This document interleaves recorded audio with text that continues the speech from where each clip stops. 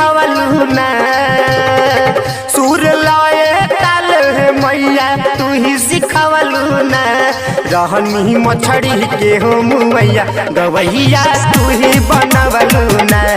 रहनी मछड़ी के हो मुमैया गवैया तू ही बनवलू ना।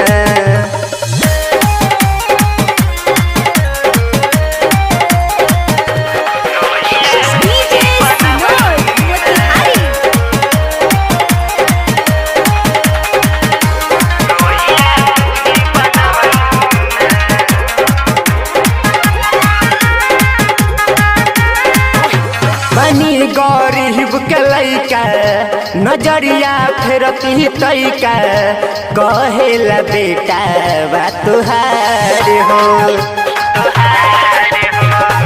करेलू हंस के सवारी तू हो ब्रह्मा दुलारी जहने ला जग सनातार हो। मूर्ख के तू ज्ञान बनवलू मान बढ़वलू ना।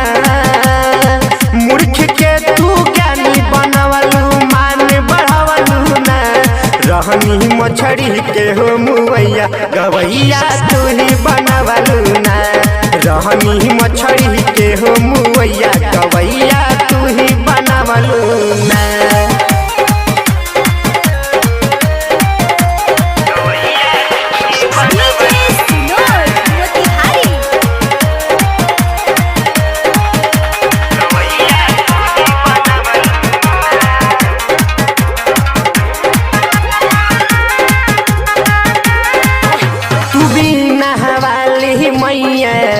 तू पुस्तक धारणी मैया रौरे से जगवा जोरबा। बड़ू बुद्धि के रचैया तू रखी हर के छैया जय जयकार चारू ओर बा। दिल दर्द बिंदर के मैया शान बढ़वलू ना। दिल दर्द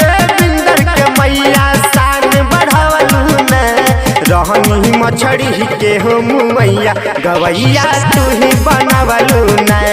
रहनी मछड़ी के हो मुमैया गवैया तू ही बनवलू ना। सुर लाए ताल है मैया तू ही सिखवलू ना। सुर लाए ताल है मैया तू ही सिखवलू ना। रहनी मछड़ी के हो मुमैया गवैया तू ही बनवलू ना। रहनी मछड़ी के हो मुमैया गवैया तू ही बनवलू। यूएस रिकॉर्डिंग स्टूडियो ढाका।